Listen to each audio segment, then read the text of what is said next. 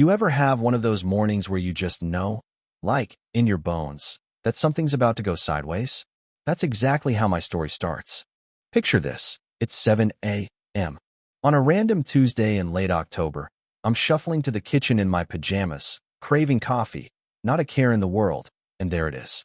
Brenda Patterson's big white SUV parked right in the middle of my driveway.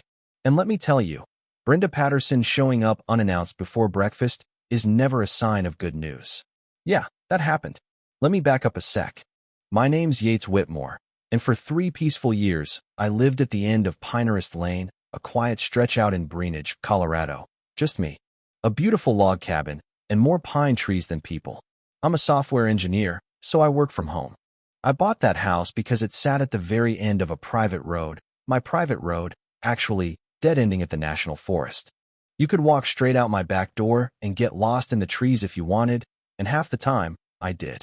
It was perfect, until it wasn't. See, Pinehurst Lane isn't just a road. It's a quarter-mile stretch that, thanks to some weird land splitting decades ago, crosses my property before it branches off to about 15 other houses. I own that first section, my deed said so, the old surveyor said so, and the HOA. Back when the president was this sweet old retired firefighter named George, definitely said so. There's an easement, sure. The neighbors get to drive across it, and I promise to keep it passable. Simple deal. For 3 years, it worked. Until George decided palm trees and grandkids in Arizona sounded better than another Colorado winter. And the HOA elected Brenda. I'd like to speak to the manager, Patterson, as president. Back to that morning. I head outside in my flannel pajamas, coffee in hand, and Brenda hops out of her SUV. She's got a portfolio in one arm and the look of someone ready to drop a lawsuit on your head before you've even had your first sip. Mr. Whitmore, she starts, voice sharp enough to shave with. We need to talk about your snow removal practices. I take a sip and try to wake up. Good morning to you too, Brenda. What's snow removal practices? It's October. We haven't had any snow yet. Exactly my point, she says, flipping open her folder. The board met last night and reviewed your easement agreement. We have concerns about your winter maintenance plans. At this point, I'm thinking, is this woman for real? My plans, I tell her, are the same as they've been. I hire a plow service after every storm. Road gets cleared. No big deal. But she's got that gleam in her eye, and I just know she's about to pull something. The board has reviewed the environmental impact of traditional plowing.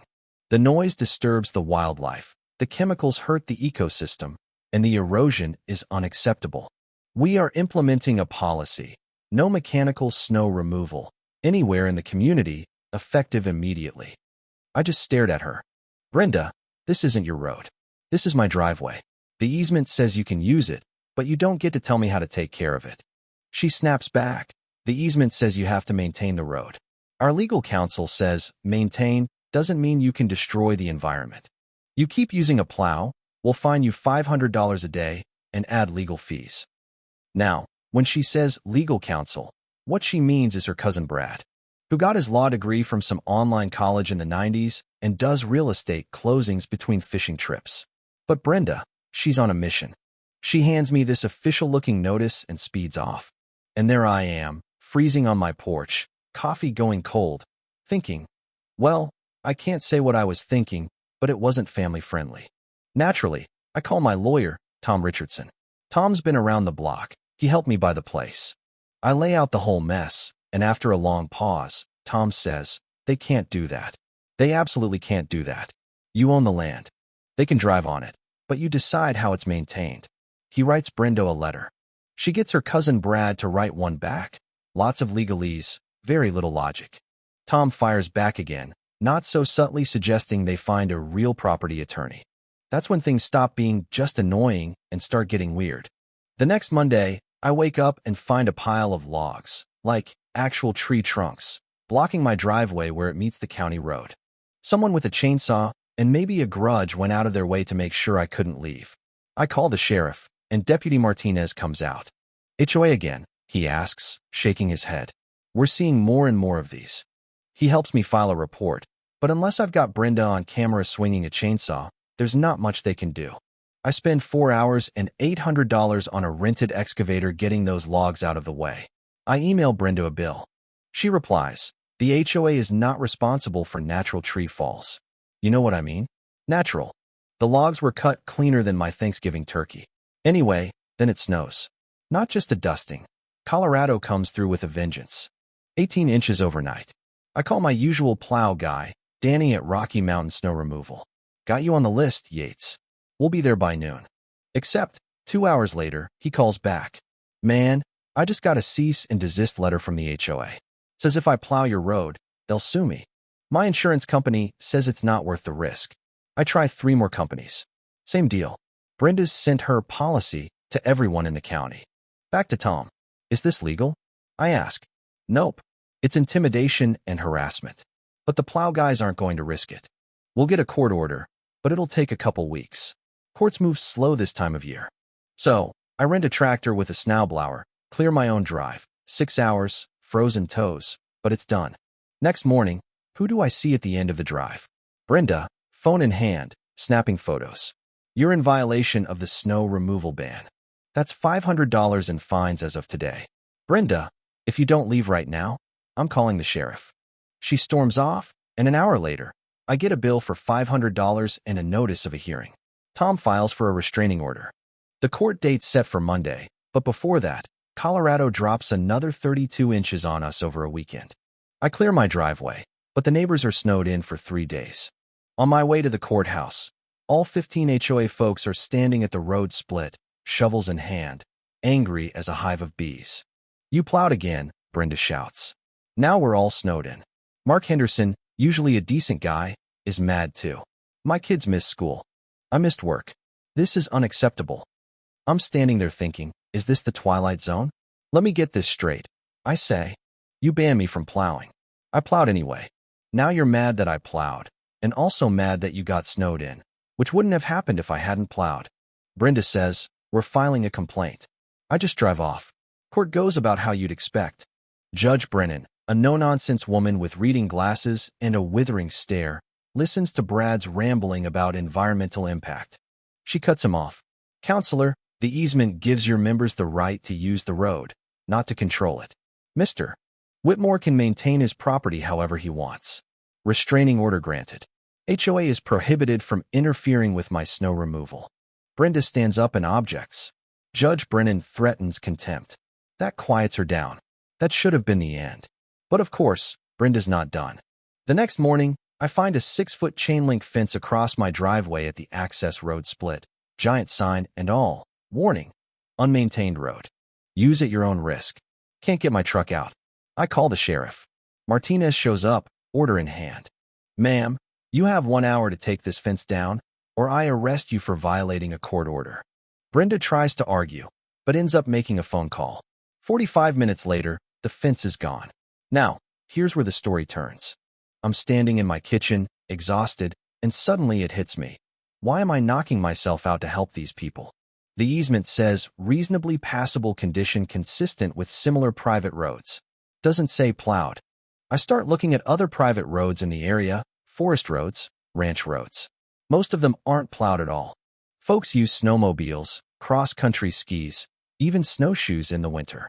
So next time it snows, I only clear my driveway, right up to my house.